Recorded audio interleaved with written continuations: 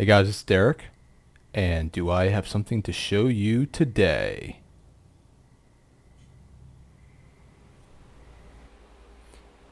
Oh yeah, there we go.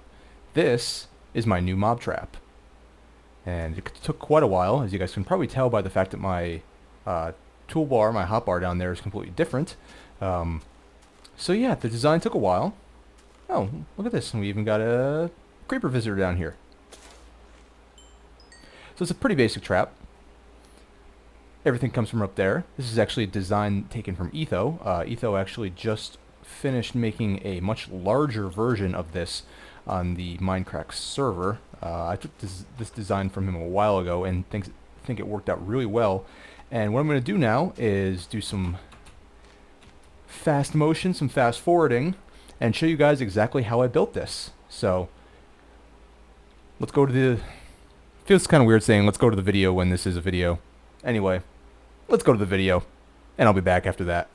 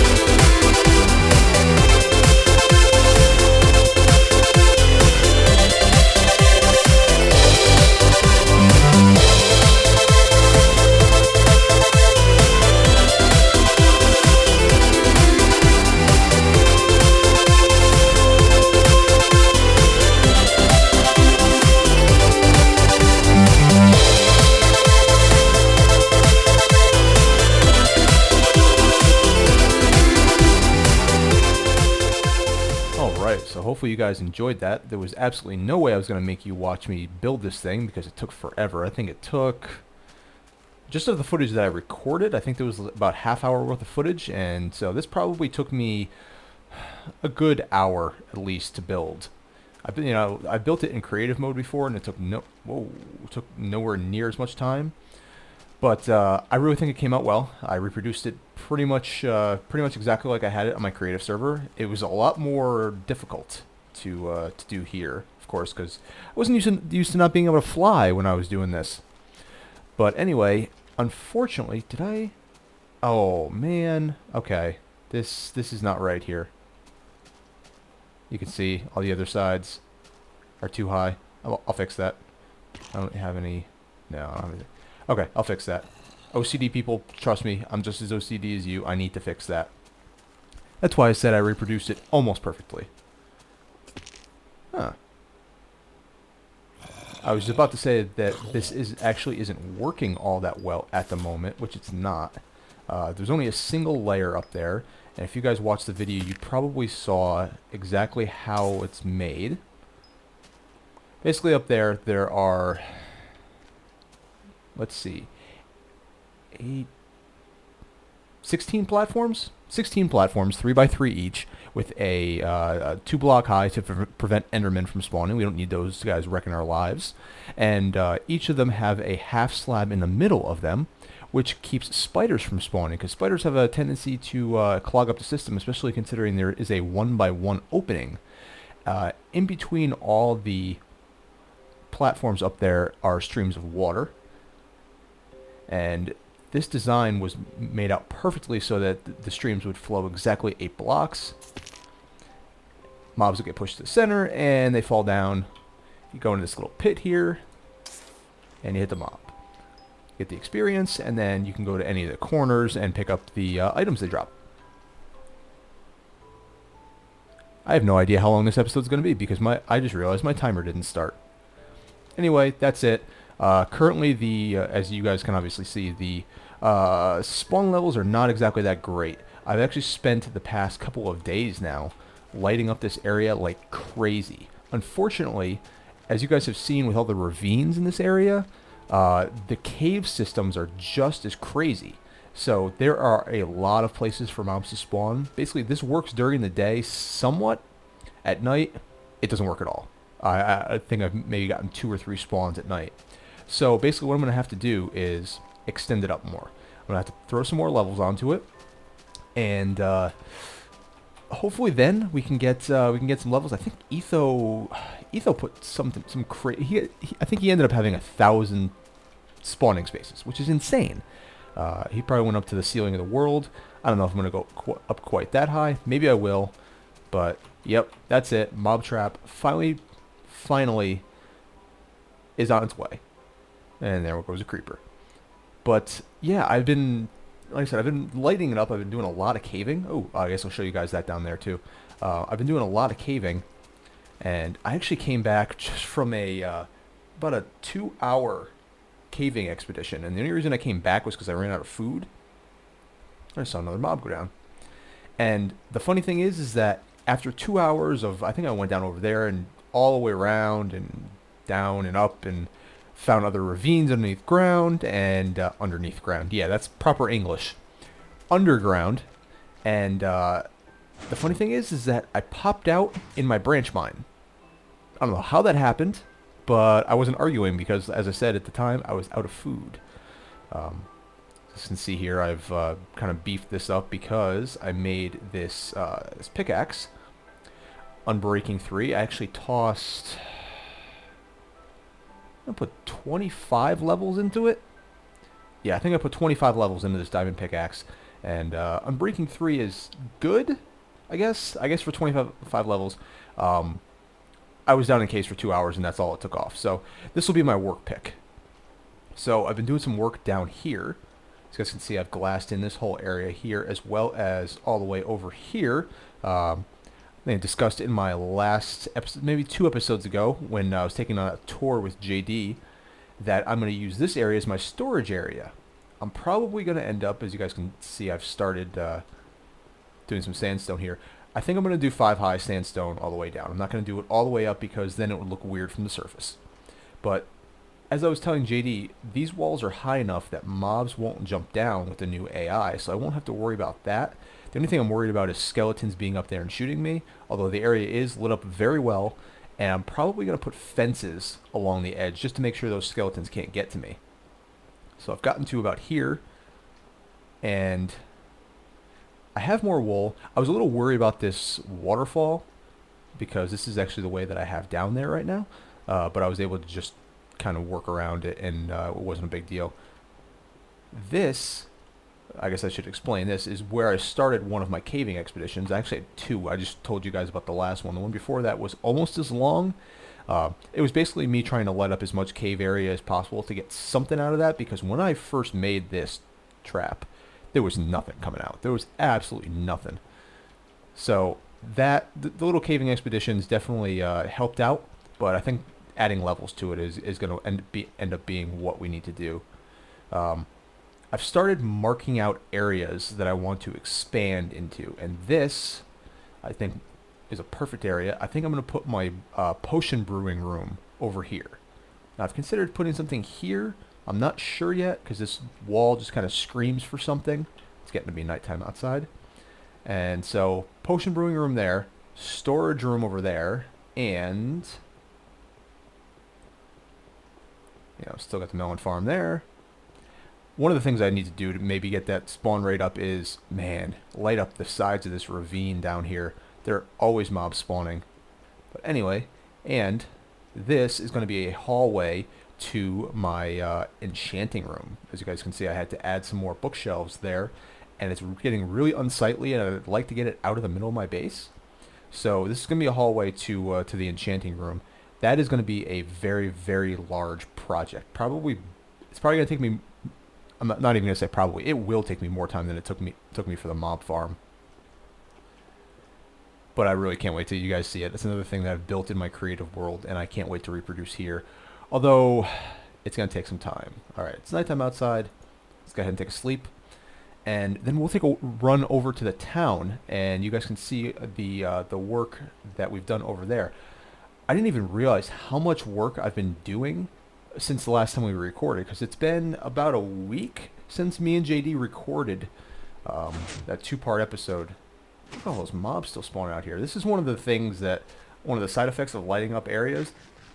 Any area that you don't have lit up that's loaded gets just bombarded by spawns. So we're going to try to stay away from these creepers. Yeah, as I was saying, I didn't realize just how long it had been, and just how much work had gone into the town since I had last recorded. Man, what is with the creepers out here? I need to light the desert up. But I was looking at the last video today, and wow, we've done a lot of work.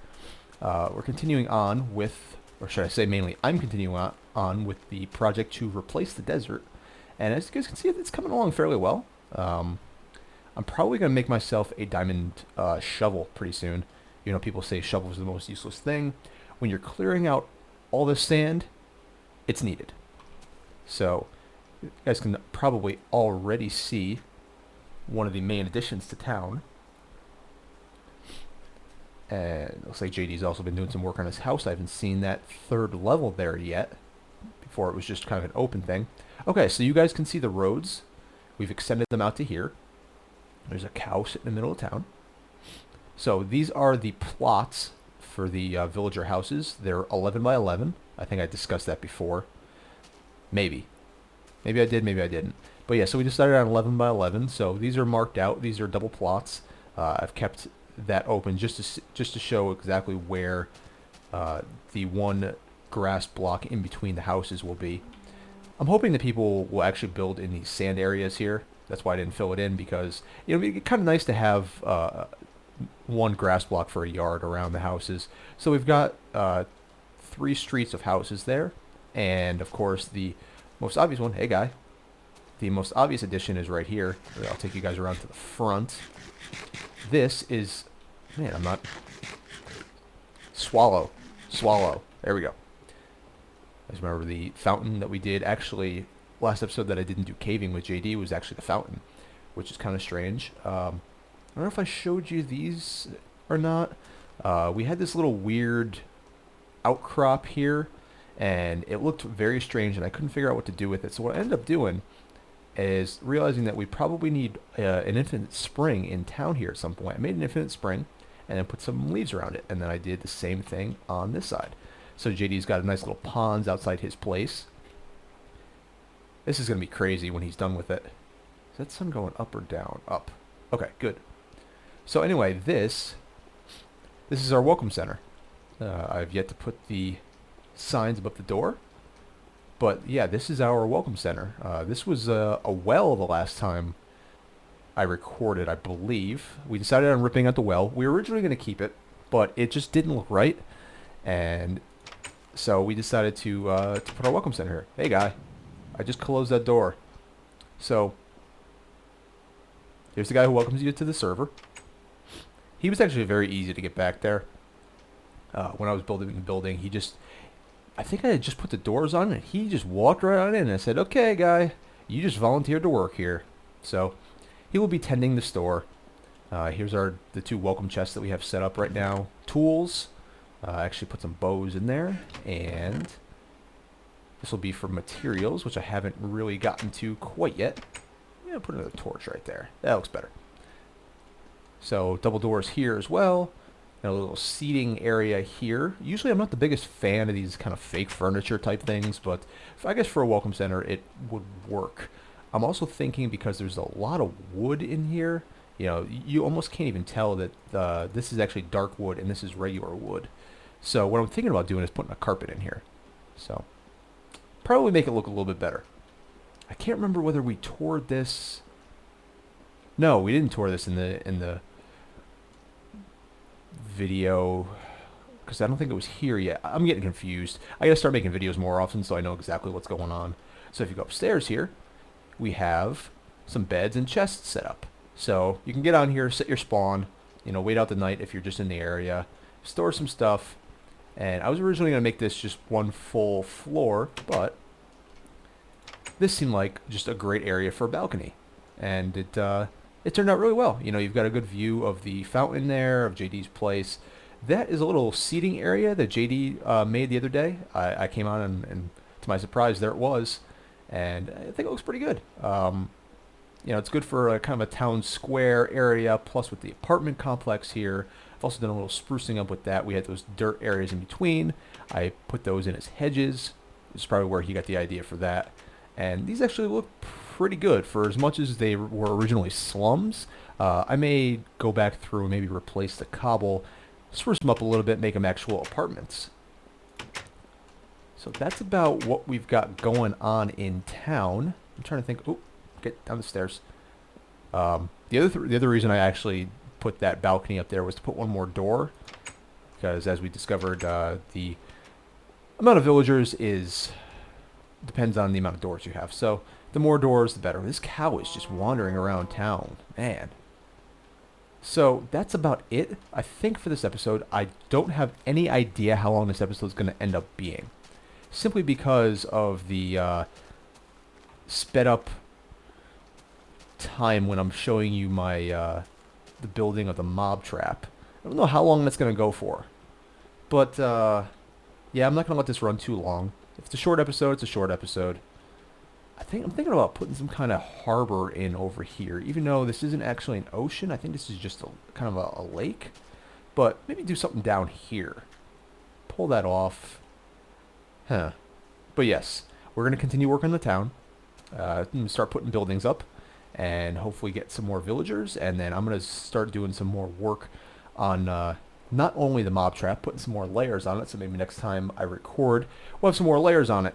And then continue flattening out the desert, getting rid of the sand, maybe make myself a diamond shovel and enchant it, maybe getting something good, and start working on all those projects. Man, I've got a lot of stuff to do. I just realized that. I just realized exactly how many plans I have. Wait for the tower to load in here. So there we go. See, the tower's got you got a good view approaching my base. And as soon as I make that taller, it's going to look even better.